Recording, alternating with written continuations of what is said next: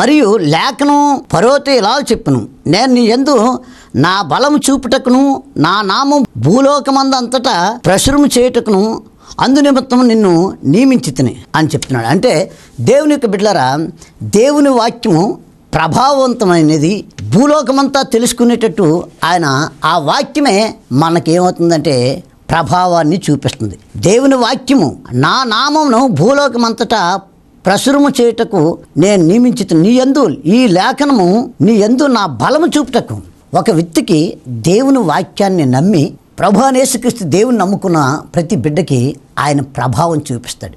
ఈ వ్యక్తి ప్రభుని నమ్ముకున్నాడంటే కేవలం ఒక మనిషి మాత్రమే.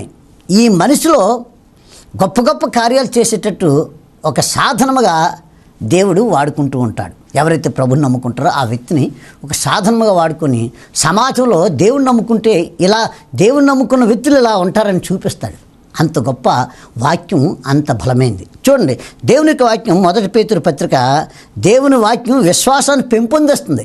ఎప్పుడైతే అద్భుతాలు కార్యాలు జరుగుతున్నాయో ఆయన మీద విశ్వాసం ఇంకా రోజు రోజుకి పెరుగుతుంది. చూడండి, పేతురు పత్రిక చక్కని మాట మరి పేతురు గారు చెప్తూ ఉంటాడు. ఈ భక్తుడైన పేతురు ఏమంటాడంటే, ఒక చేపలు పట్టుకున్న వ్యక్తిని తీసుకొచ్చి ఆ పెద్ద పెద్ద జ్ఞానవంతులు కూడా బోధించే బోధకుడిగా గొప్ప వ్యక్తిగా చేశారు. ఒక చేపలు ఉదయం వెళ్ళి సాయంత్రం వరకు, ఆయన రాత్రులు వెళ్ళి పగలు వెళ్ళి చేపలు పట్టుకుంటే ఆ వ్యక్తిని ప్రభు అయిన యేసుక్రీస్తు వాక్యం తాకిన తర్వాత ఆయన బయటకు వచ్చి ప్రజలు అనేకులకి ప్రభావవంతమైనటువంటి వాక్యాన్ని ప్రకటించగలిగాడు. ఆ వాక్యం అంత పవరు.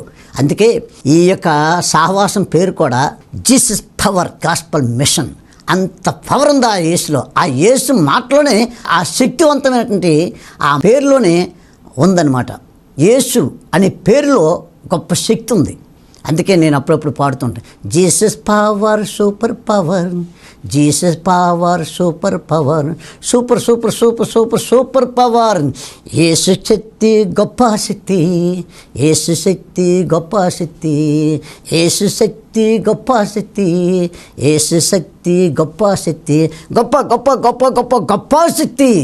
ఇంత దీన్ని మించిన శక్తి ఎన్ని కరెంటు వోల్టేజ్లు వచ్చినా, ఎంత భయంకరమైన వోల్టేజ్ కరెంటు ఉన్నా దానికన్నా ఎక్కువ పవరు జీసస్ పవర్. అందుకే Jesus power gospel mission field. ఇది సంఘాలు లేని దగ్గర సంఘ స్థాపన చేయటం, యేసుంటే ఎరగని ప్రజల్లోకి వెళ్ళి యేసు గురించి చెప్పడం, ఈ మిషన్ యొక్క సిస్టమ్, ఈ మిషన్ యొక్క దర్శనం. కాబట్టి ఇక్కడ పేతురు ఏం చెప్తున్నాడో ఒకసారి చూద్దాం. పేతురు 1 పత్రిక 1 అధ్యాయం 23 నుండి 25 వరకు. కాక శాశ్వతముగు జీవము గల దేవుని వాక్యం మూలముగా అక్షయ బీజము నుండి పుట్టింపబడిన వారు గనుక నిష్కపటమైన సహోదరి ప్రేమ కలుగునట్లు మీరు సత్యమునకు విధేయులొకటి చేత మీ మనసును పవిత్రపరుచుకుని వారై ఉండి ఒకరికొకడు హృదయపూర్వకముగాను మికటముగా ప్రేమించుడి. ఎంత గొప్ప మాట, ఎంత గొప్ప మాట, ఎంత గొప్ప మాట చెప్తున్నాడు. 24 సర్వ శరీరులు గడ్డిని పోలిన వారి అందమంతయు గడ్డి పువ్వుల్లో ఉన్నది. గడ్డి ఎండును, దాని పువ్వును రాలును, అయితే ప్రభువాక్యము ఎల్లప్పుడూ నిలుచును. మీకు ప్రకటించబడిన సువార్త ఈ వాక్యమే. కాబట్టి దేవుని యొక్క బిడ్డలారా, ఇది శాశ్వతంగా ఉండే వాక్యం. దేవుని వాక్యం ఒక వ్యక్తిని నూతనపరుస్తుంది, ఒక వ్యక్తిని జీవితాన్ని మారుస్తుంది, ఒక వ్యక్తి యొక్క బ్రతుకును మారుస్తుంది. నీ వాక్యమే నన్ను బ్రతికిస్తుంది, నీ వాక్యమే నాకు వెలుగునిస్తుంది, నీ వాక్యమే నా జీవితాన్ని కడుతుంది, నీ వాక్యమే నా పాదముల దీపము, నీ వాక్యమే నన్ను వెలుగిస్తుంది. ఆ వాక్యము, ఆ దీపము ఇంటికి పెద్దగా ఉన్నటువంటి ఒక కుటుంబానికి పెద్ద అయినటువంటి ఆ వ్యక్తి ఆ కుటుంబానికి దీపం. ఆ దీపం ఆరిపోకుండా ఉండాలంటే జీవంగల దేవుడు నీతో ఉండాలి. నీతో ఉంటే ఆ జీవంగల దేవుడు ఆ దీపాన్ని, ఒక దీపం మన ఇంట్లో పెట్టి నూనె ఎలాగ పోస్తాం అలాగే ఎప్పటికప్పుడు వాక్యమైన నూనె మనలో ప్రజ్వలింపబడాలి. అప్పుడు అద్భుతంగా మనం ప్రకాశింపబడతాం, తేజస్సు కనిపిస్తుంటుంది. కాబట్టి ప్రేక్షకులారా, దేవుని యొక్క బిడ్డలారా, నీ వాక్యమును ఇక్కడ దేవుని వాక్యం ఏం చేస్తుందంటే నూతన పరుస్తుంది. దేవుని వాక్యం ప్రతిరోజు మనం చదువుతుంటే ఏమవుద్దంటే నూతనంగా మనకి కొన్ని ఆలోచనలు ఇస్తాడు. ప్రతిరోజు కూడా నూతన స్వభావం కలిగి ముందు సాగుతూ ఉంటాం. చూద్దాం, రోమాపత్రిక 15 అధ్యాయం 4వ వచనంలో చక్కని మాట ఉంటుంది. ఏంటో మాట అంటే చూడండి, ఏలయనగా ఓర్పులను లేఖనములని ఆదరణ వలన మనకు నిరీక్షణ కలుగుటకై పూర్వమందు వ్రాయబడినవన్నీ మనకు బోధ కలుగు నిమిత్తం వ్రాయబడి ఉన్నవి. చూసారా, దేవుని వాక్యం పరిశుద్ధపరచబడుతుంది. చూడండి, అపవిత్రమైన మనం పరిశుద్ధులుగా ఆ శిలువ రక్తంలో కడగబడి ఈ వాక్యమే మనల్ని పరిశుద్ధపరుస్తుంది. దేవునికి బిడ్డలారా, మనం పుట్టుకతో మన పరిశుద్ధులు కాదు. మన వయసు పెరుగుతున్న కొలిది మనం చేస్తున్న శాస్త్రలు, మనం చేస్తున్న పనులు, మనం చేస్తున్న పాపిష్టి పనుల్ని ఈ ప్రపంచంలో ఎవరైనా క్షమించగలిగినటువంటి వ్యక్తి ఉన్నారంటే అది ప్రభు అయిన యేసుక్రీస్తే. ఆయన ప్రేమమయుడు, కరుణామయుడు, దయాసావుడు, పరిశుద్ధులైన దేవుడు కనుక పరిశుద్ధులే పరిశుద్ధులుగా మార్చగలుగుతారు. కానీ అపవిత్రులు ఎవరు కూడా పరిశుద్ధులుగా మార్చలేరు. ఈ లోకంలో ఎవరు కూడా పరిశుద్ధులు లేరు. మనల్ని సృష్టించిన సృష్టికర్త ఒక్కడే పరిశుద్ధుడు. కాబట్టినే ఆ పరిశుద్ధుడి దగ్గరికి వస్తే మనం కూడా పరిశుద్ధులుగా మారుస్తాడు దేవుడు. ఆ వాక్యం వింటుంటే ఆ వాక్యం మన హృదయంలో ఫలించి మన హృదయంలో జీర్ణించుకొని ఆ వాక్యం ద్వారా మనం పరిశుద్ధులుగా మారిపోతాం. ఆ పరిశుద్ధత కావాలా?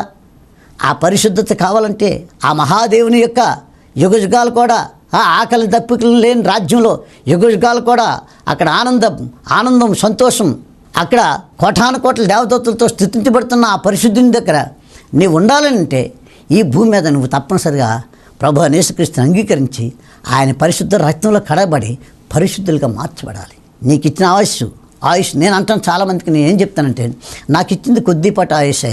ఈ కొద్దిపాటి ఆయుష్లో, ఈ కొద్దిపాటి జీవితంలో పరిగెట్టాలి, దేవుని కోసం అనేక ఆత్మలు రక్షించబడడానికి పరిగెట్టాలి అని నేను చెప్తాను సేవకులకి. సేవ అంటే సావు. అలా నిర్ణయించుకొని వస్తేనే నాయకుడి మీద చేసి వెనక్కి వెళ్ళడానికి వీల్లేదు. అలా వెళ్ళిపోయిన కొద్ది రోజులకే భయంకర శ్రమలు అనిపిస్తారు.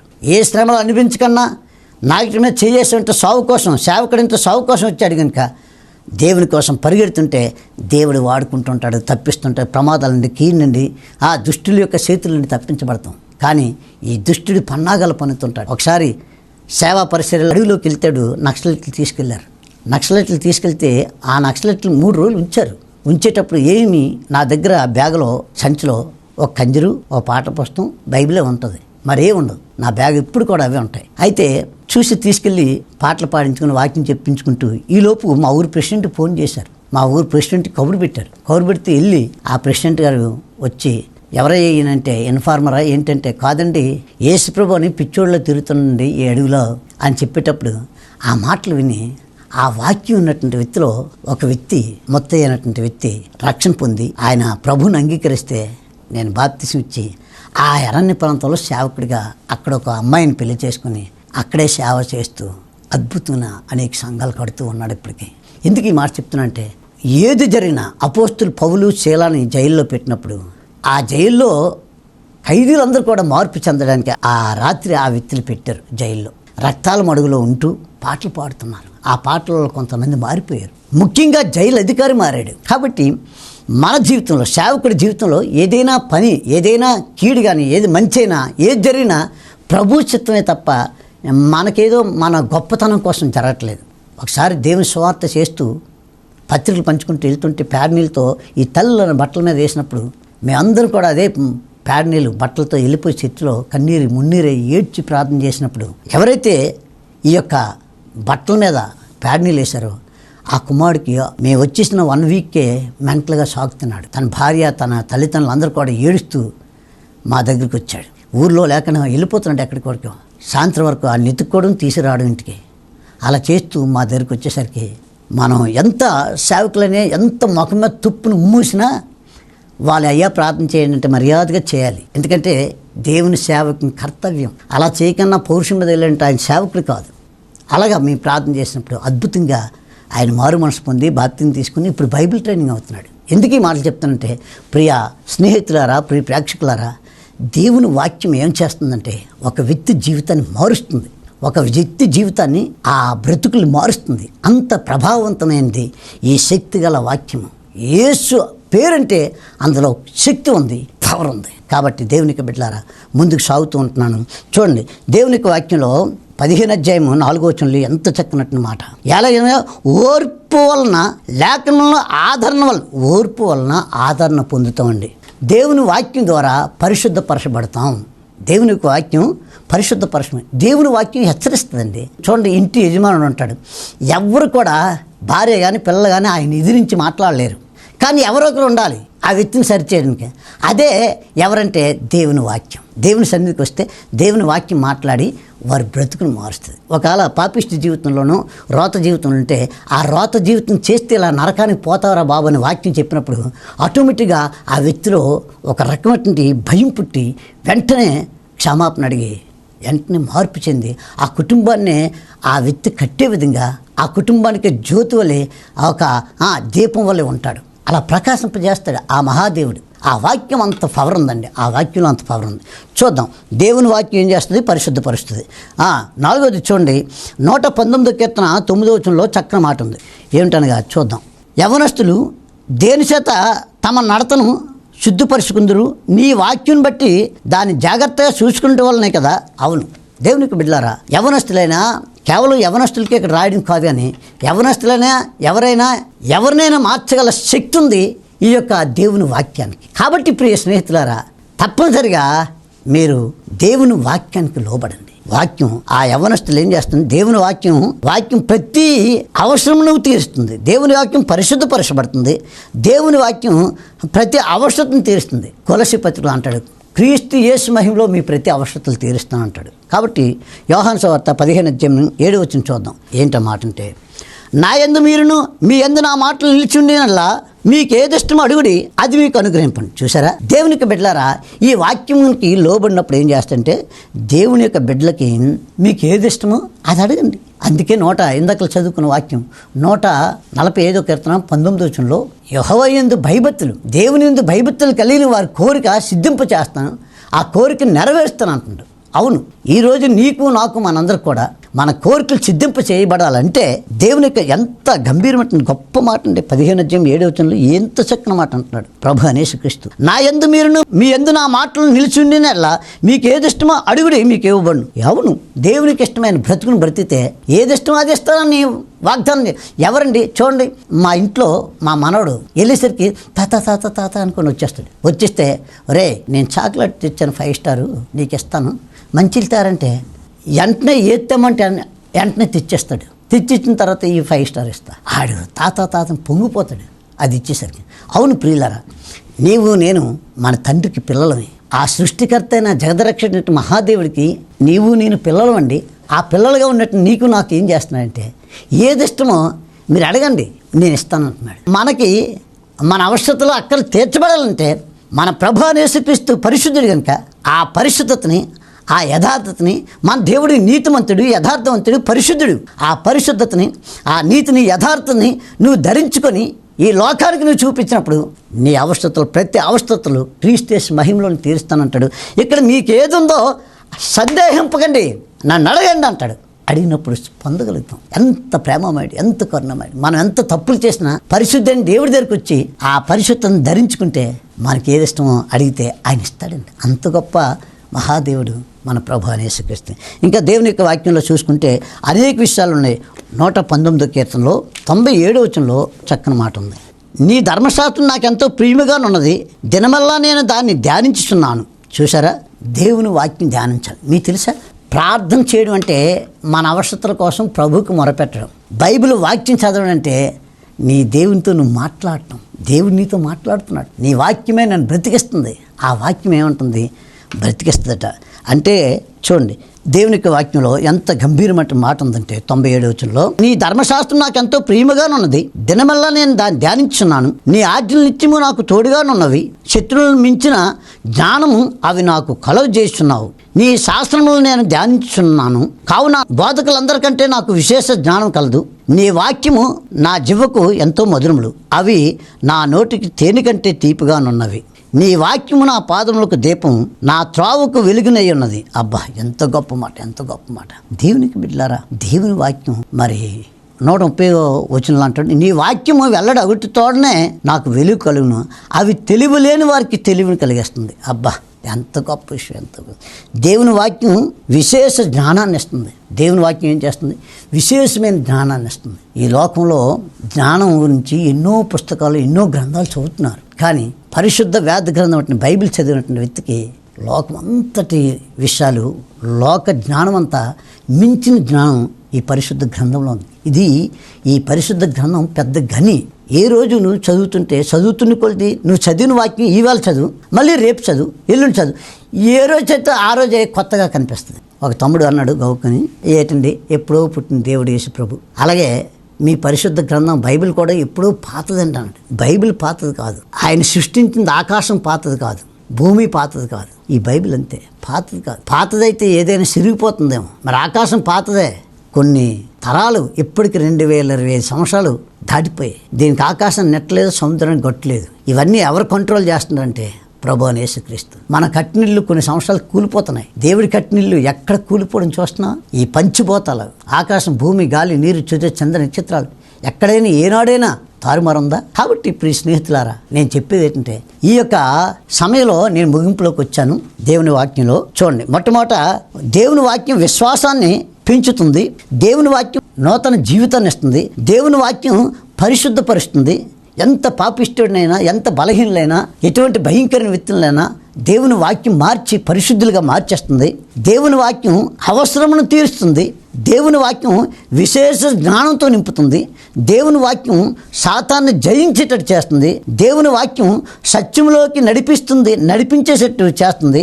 దేవుని వాక్యం మార్గం చూపిస్తుంది. దేవుని వాక్యం చివరిగా సంతోషాన్ని ఇస్తుంది. మన సంతోషంగా ఉండాలంటే దేవుని వాక్యాన్ని ధ్యానించాలి. మన ఆరోగ్యంగా ఉండాలంటే దేవుని వాక్యం ధ్యానించాలి.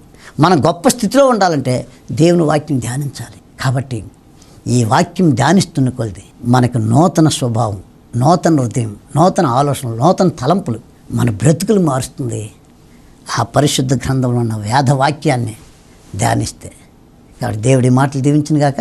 ప్రభునందు ప్రియులారా, ప్రియ స్నేహితులారా, ఈ టీవీ చూస్తున్న దేవుని యొక్క బిడ్డలారా, ప్రియ ప్రేక్షకులారా, జీసస్ పవర్ గాస్పల్ మిషన్ చేస్తున్న పరిచర్య 5 రాష్ట్రాల్లో చేస్తుంది. ఈ 5 రాష్ట్రాల్లో కోయ, కొండరెడ్డి, గొత్తుకోయ, లంబాడీసు ఆయా రాష్ట్రాల్లో ఇంచుమించు 10 భాషలు 10 తెగల మధ్యలో చేస్తుంది. 10 తెగల మధ్య కోయ భాష, కొండరెడ్డి, గొత్తుకోయ, లంబాడీ భాష, ఎరకల భాష, సత్తర భాష, ఈ యొక్క మాల్టో, గదబ, ఇలాగ రకరకాలు ఆ తెగలు, ఒడియా, మరి మరాఠీ, ఇవన్నీ భాషల్లో పరిచర్య చేస్తున్నారు. మన పరిచర్య విధానం ఏంటంటే బైబిల్ ట్రైనింగ్ అయిన తర్వాత ఏ భాషలో అయితే ఎక్కడ సంఘం లేదు అక్కడ పంపించి ఆ భాషల్లో, అడవుల్లో, కొండల్లో, లోయల్లో ఉండేటువంటి గ్రామాల్లోకి సువార్త, పట్టణాల్లో ఒక సంఘం ఉందంటే ఆ సంఘం చుట్టూ వెళ్ళడం, ఆ సంఘం కొంతమందిని లాగేసుకోవడం చేస్తూ సంఘాలు కడుతున్నారు. అటువంటి పరిచర్య కాదు. సంఘం లేని దగ్గరికి వెళ్ళి అక్కడ భాష 6 మాసాలు వాళ్ళతో ఆ మమేకమై వాళ్ళ భాష నేర్చుకొని ఆ భాషలోని వాక్యం చెప్పి వాళ్ళతో మమేకమై సంఘాలు కడుతూ ఇలాగా పరిగెడుతూ ఉన్నాం.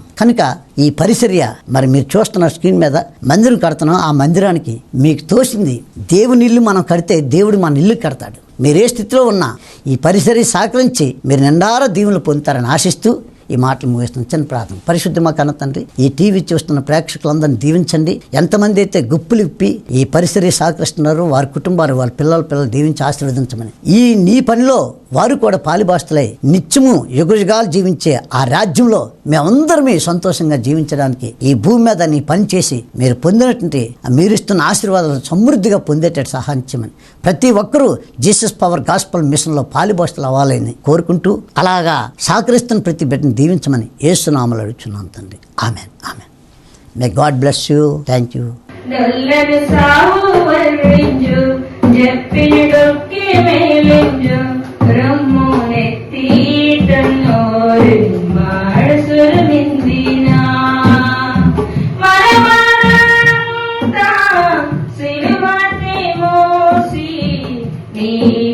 నాకు నెమ్మది తప్పొందమ్మా, మన పాపమంతా సిలువపై మోసి నీకు నాకు రక్షణ తప్పొందమ్మా. వేద మందనాదయ్యో, వేద బ్రతుకనాదయ్యో, నాకు తెలియోదిల్లే అడసుల మందిరా నల్లడు సావు వర్రింజో చెప్పిన డొక్కి మేలింజో రమ్మోనెత్తి తన్నోరి అడసుల మందిరా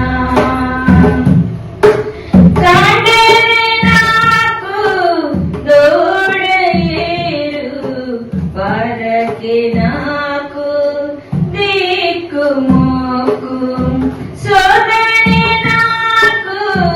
ఈ కాడి అడివి శ్రమకి నాకు తోడు నీడా కాడని నాకు తోడేరు బాధకి నాకు దిక్కుమోకు సోమని నాకు ఈ కాడు అడివి బాధకి నాకు తోడు నీడా వేద వందనాలయ్యో వేద బ్రతుకనాలయ్యో నాకు తెలియోరిలే అడుసులించిన నల్లని సావు వర్రింజు చెప్పిన డొక్కి మేరింజు రమ్ము నెత్తి తన్నోరి అడుసులు మందినా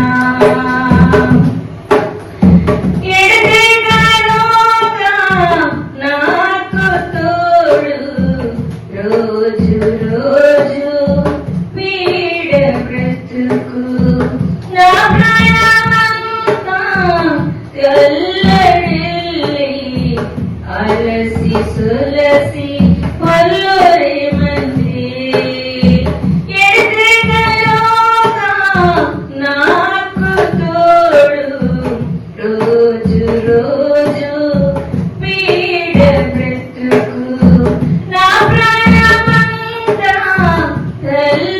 తెల్లడిల్లి అలసి సొలసి పుల్లొరి మింది వేద వందనాలయ్యో వేద బ్రతుకనాలయ్యో నాకు తెలియోరిలే అడుసులు నిందిన నల్లడి సావు వర్రింజు చెప్పిన డొక్కి మేరింజు రమ్ము నెత్తి తన్నోరి అడుసులు నిందిన వేద వందనాలయ్యో వేద బ్రతుకనాలయ్యో నాకు తెలియోరిలే అడుసులు నిందిన నల్లడి సావు వర్రింజు చెప్పిన డొక్కి మేరింజు రమ్ము నెత్తి తన్నోరి అడుసులు నిందిన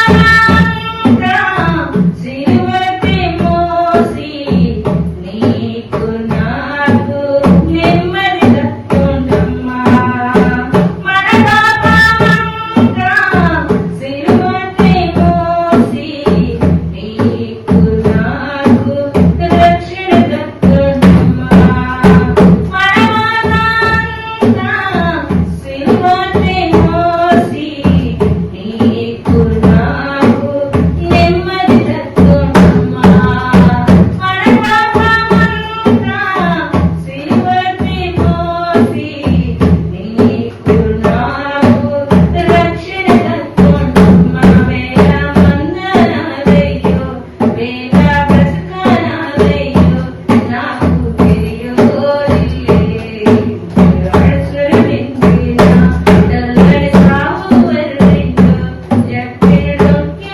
మేరింజు రమ్ము నెత్తి తన్నోరి అడుసులు నిందిన హల్లెలూయా ప్రభువా నా ఇంటిని నీవు కట్టని ఎడలా ఇల్లు కట్టు వారి శ్రమ వ్యర్థమయ్యా